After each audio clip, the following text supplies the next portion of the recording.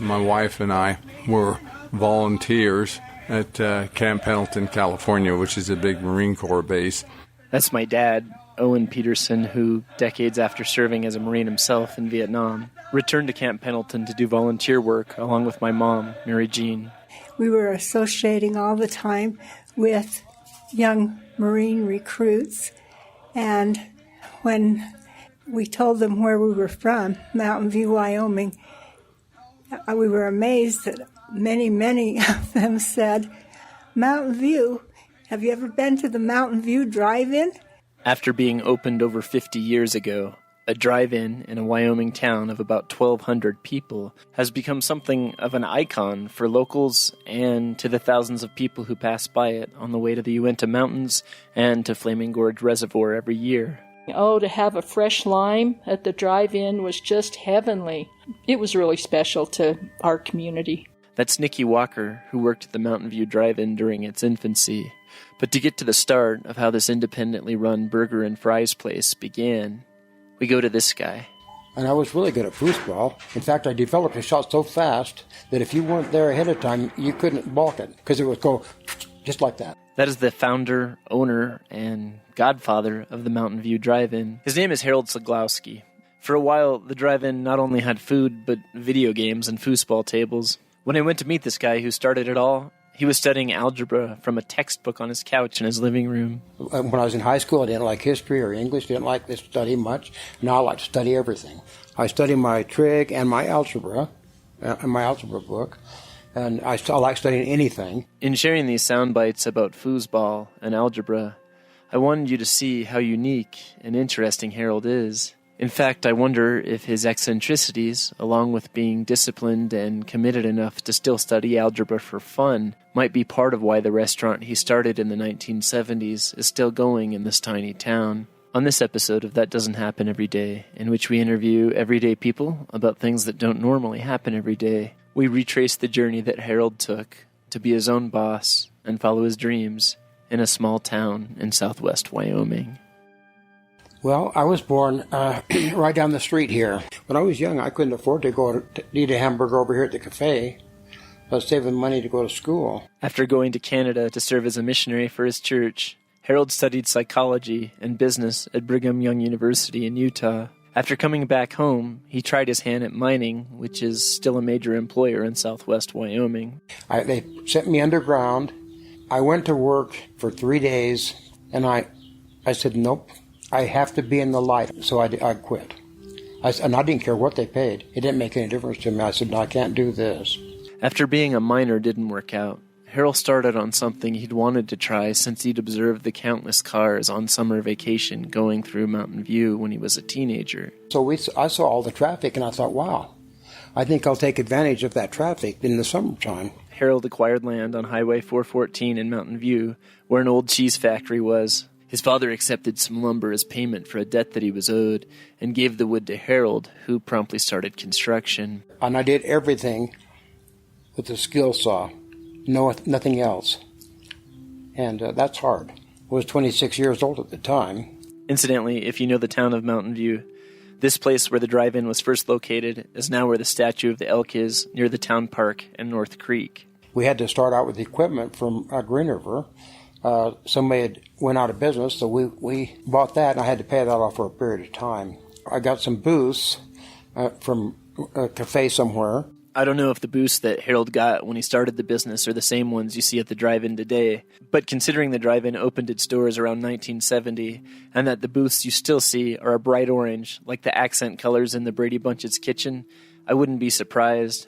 To me, that bright hunter orange color on those form-fitting curved booths is one of my favorite things about the drive-in. I like to think of it like a time machine that's taking you back to a time before people worried about gluten or dairy or cholesterol or apparently even calories for that matter. We learned as we went along. Well, first of all, I had my sisters come up to help me start up. And my menu was very small at the time. Hamburgers, fries. We sent the girls out to the cars to get the orders. I had my grilling stuff right behind the counter then up front. I wanted to work there so bad. I just begged. And so I was probably about 12 years old. and Harold let me peel potatoes in the back. He wouldn't let me do anything else, but I was so extremely happy. We just loved being there. It was such a fun environment. It really was. I distinctly remember running into one of my cousins years ago when we were both home from college for Christmas. Even though she wasn't going to be in town for long, she made it a point to go to the drive-in and get a burger from Harold. It was like her homecoming wasn't complete until she'd eaten one. I asked Harold why his burgers taste the way they do. Burgers do taste different in different places. Well, mine are a little bit thicker. Now, I don't buy a frozen patty because the frozen patties lose something. Believe it or not, we use a pizza pan. we put it on there and a paper on top. Use a pizza pan to smash them and keep doing it. We've tried other methods, but that seems to work as good as any. Harold said that for a while he even tried using a patty-making machine, but said it was a pain to clean, and they taste a little bit better hand-smashed, believe it or not.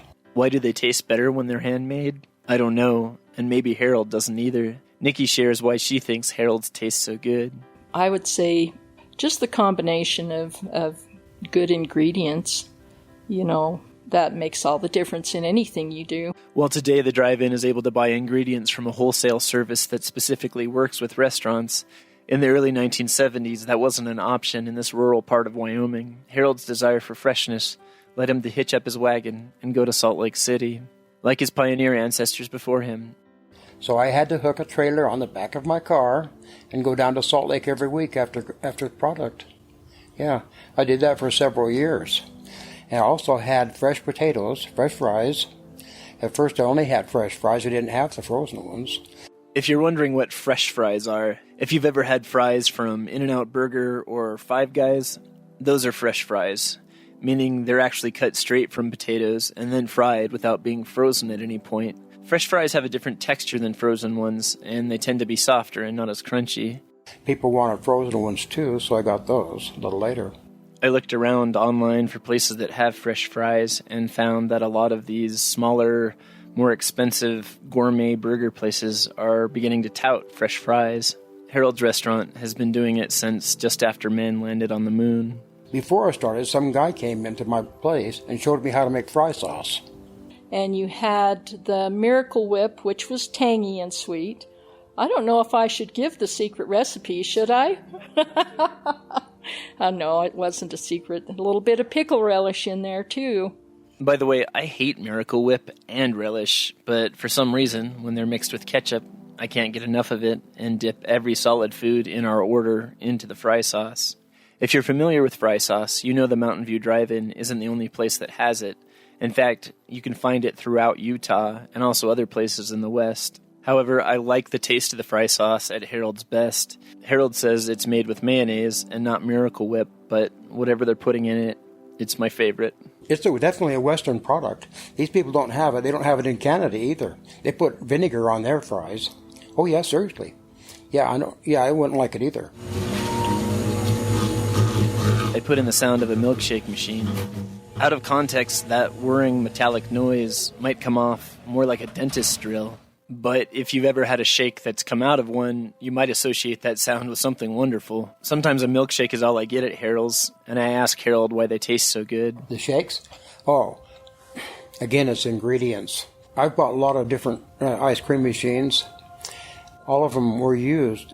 The toppings, top quality. Yeah, they're good quality. Very good quality. Speaking of toppings, unlike the standard vanilla, strawberry, and chocolate shakes of most fast food places, the Mountain View Drive-In lets you mix and match from a good-sized list of ingredients. When I was working on this episode, I got a shake with marshmallow, fudge, and peanut butter. The lady at the register stopped ringing me up and started to look behind the counter to make sure she actually had peanut butter. As I watched her search for it, I was seriously tempted to run home real quick and give her my own jar of peanut butter to donate for the cause. Maybe that violates some sort of health code, but I don't know. We all have to do our part in Wyoming. Just for the record, she did find the drive-in's jar of peanut butter and used that. We still take checks, by the way. Big cities, you can't do that because you would have so many bad checks coming in that it would go broke. In these small places, they sometimes ask who's cooking. We don't like them to do that because a lot of people have to cook. and different ones all the time, right?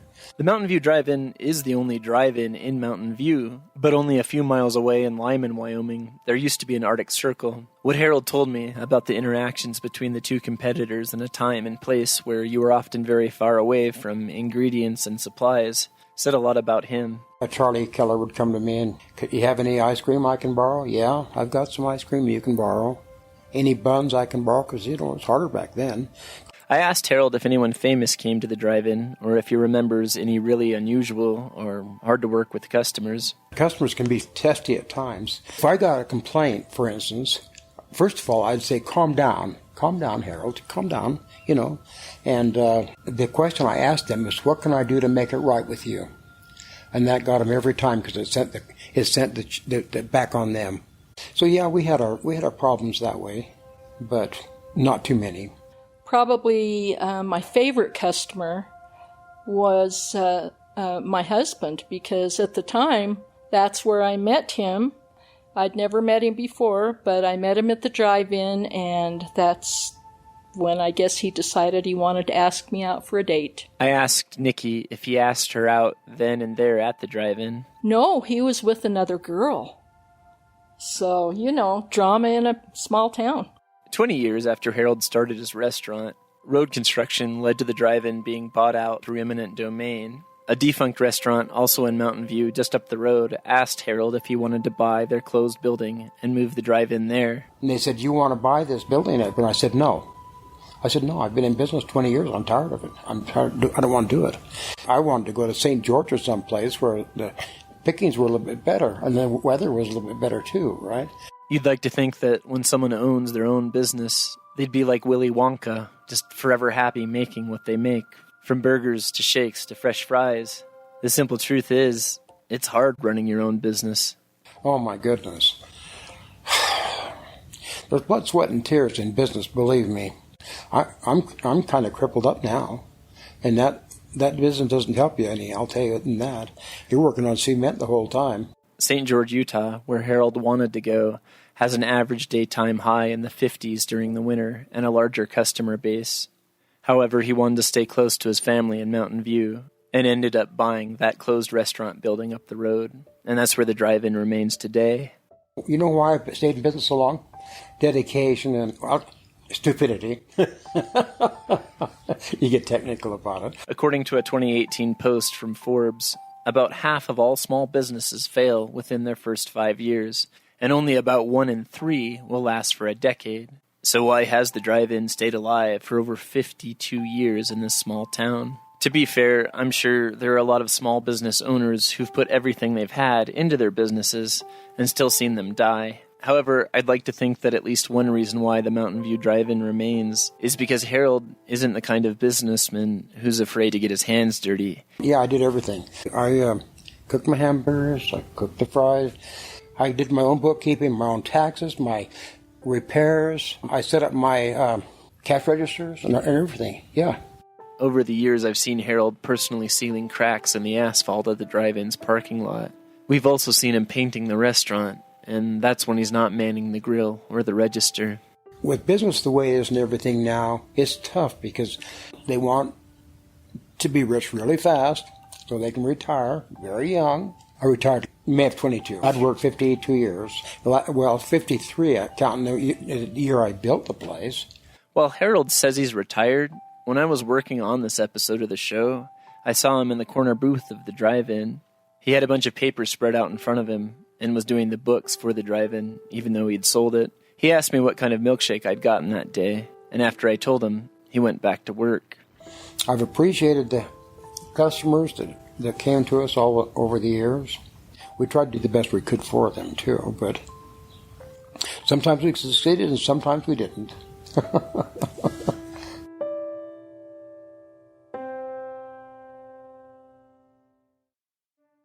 I'd like to thank Harold Slagowski, Nikki Walker, and Owen and Mary Jean Peterson for being on the show today. Please stop in at the Mountain View Drive-In at 551 Wyoming Highway 414 in Mountain View and get yourself something to eat. As a side note, in 2019, my novel The Burka Cave got published, and it all takes place in the Bridger Valley where Mountain View and the Mountain View Drive-In are. There's several scenes set in a drive-in in the story, and though I changed the name, if you've been to the Mountain View Drive-In, you'll recognize it as well as several other local landmarks. If you'd like a signed copy of the Burka Cave, please email me at the address I've included in the description, or if you live in the valley, just tell my parents that you want one. Another way you could support this locally owned business and a Wyoming podcast would be to share this episode with someone. Thank you for listening. I hope to have another episode to you in 2 weeks.